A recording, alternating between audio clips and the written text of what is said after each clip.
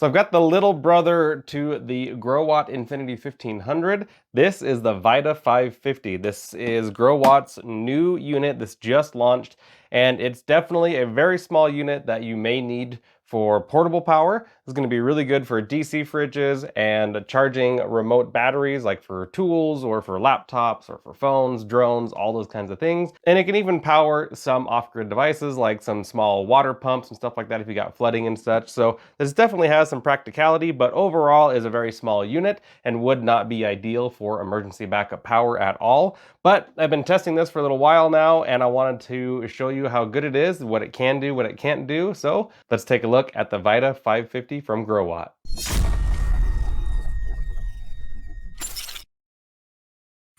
Now, Growatt has been in the game for quite a while when it comes to like off-grid inverters and hybrid inverters, just inverters in general.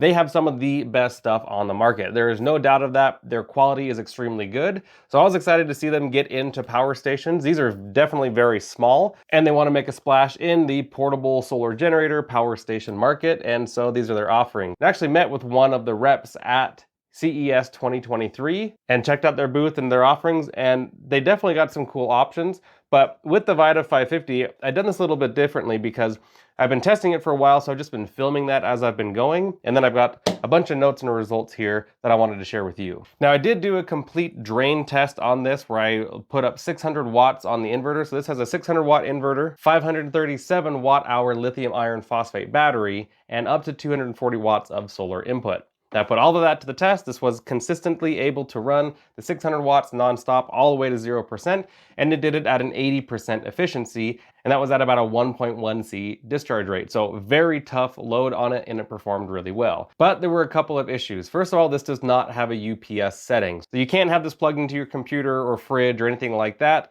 just directing the power to it and staying topped off so that way it takes over when the grid goes down. That could damage the systems. So no UPS feature is kind of a letdown, but that's what it is. Secondly, and also a bigger letdown in my opinion, is that there's no AC charging with AC output at the same time. This was a really big surprise to me because where we are with power stations in today's world, that should be a given, and you should be able to get full AC input with full AC output without any issues at all. So that was a big letdown for me. Now it does just use a standard wall charger cable, so no big power adapter brick, which I really like. And on the side here, it's actually got a button that allows you to do fast charging or standard charging. And it's about 480 watts on fast charging and about 270 watts on slow charging or standard charging. So basically you can charge it in 2 hours or in just over an hour with fast speed. Now it does have a wireless app, and I do have that on my phone. It's the MyGrow app. And I was able to find this device in the app, but it would not add to my app for some reason at all. I tried for over 15 minutes to just get this connected. It would show up no problem at all, but would not add to my app, so I could not control it at all from the app. So that was another big issue for me. Now personally, I thought the fans were really loud.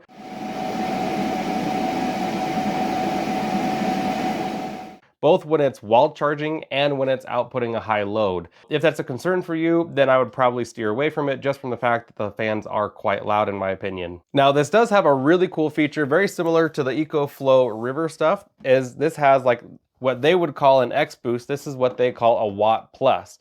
And with the Watt Plus feature, you can go from a 600 watt output on the inverter all the way up to 1050 watts.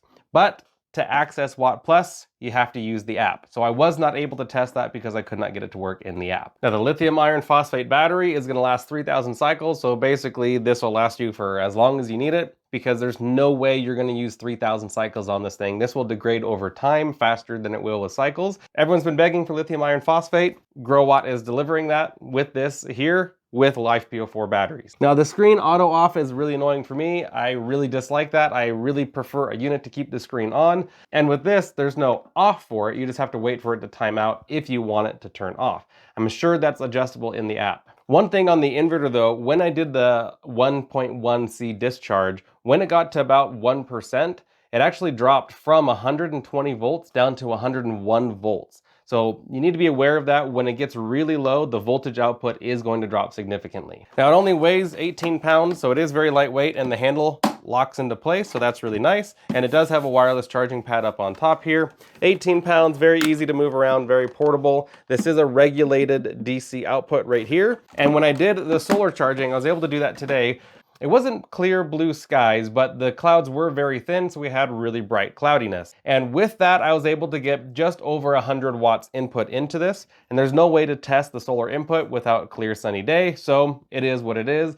It seemed to perform pretty well for the conditions. However, the charge parameter is 12 to 24 volts, and in the manual and on here, the amperage varies. One says 10 amps and the other one says 12 amps. So I don't have a direct answer on that one. And with that, I don't know who's gonna have a special panel that fits those parameters exactly, because I'm using 200 watt panels and it's making 21 volts at about 11 amps VOC. So I don't know how else you could connect another panel without going over that. You'd have to find some particular solar panel that works just with this, which is kind of a pain point for me. Now the screen is very simple, clear, not overly done, so that is actually something I do like. Sometimes it's nice to get into all the details, but honestly, for what this should be used for, you don't really need that because you're not going to be running massive loads off of it. Now it does use an XT60i connector, which is very modern, very good with MC4, and it's got about a 10-foot cable.